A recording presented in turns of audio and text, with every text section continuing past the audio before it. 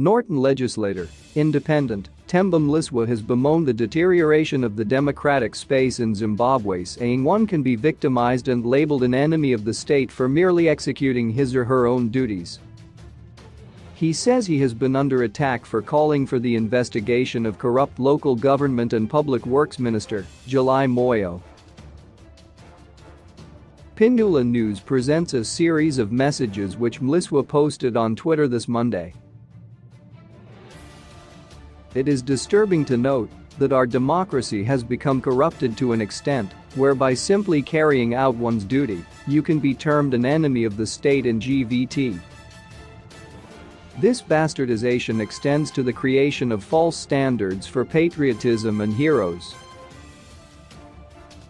We now have patriotism privately framed and delivered for everyone to either fit into its rigidly skewed frame or be termed a sellout.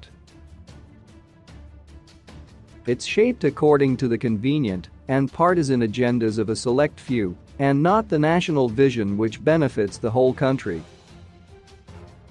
As a legislator, it's my duty to hold the executive to account.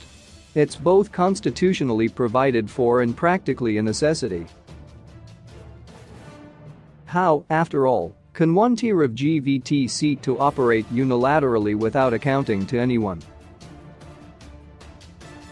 However, when I find myself under attack for raising issues of accountability and transparency, as my role as a legislator requires, it becomes apparent that we have very corrupt players among us. July Moyo has been on a rampage with myriad acts of corruption and GVT has not said anything. Instead, in the instances they have said anything, it has been to defend some really shocking agreements. Who can support the shocking terms and conditions of the Pomona deal? Moyo has been loitering around councils, forcing shady deals on the councilors and using cabinet muscle to pass through corrupt deals. He doesn't attend parliament, where he is required to answer questions, but is always hounding councils with a baggage of corrupt deals. When we raise these issues, it's us who become enemies of progress. How is that? Is it a lie that Moyo is an executive appointment? Where is the insult in asking the responsible authority to act on its problem child? The whole battalion of GVT and party communication has failed to explain the justification for such an agreement and instead ignores these shenanigans, choosing to parrot state saboteur rhetoric when people complain. We are our own saboteurs as a nation. Why isn't GVT releasing an exhaustive statement about this issue? This, so that we know whether it's July Moyo's baby or it's a whole cartel in GVT. By being quiet, we now suspect it's a cartel. Everyone else becomes guilty by association.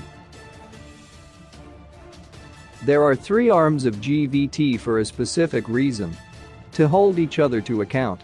The problem is that we now have leaders who have fashioned political carriers out of bootlicking and feel that when you raise an issue with a GVT arm office, you are insulting or attacking leaders.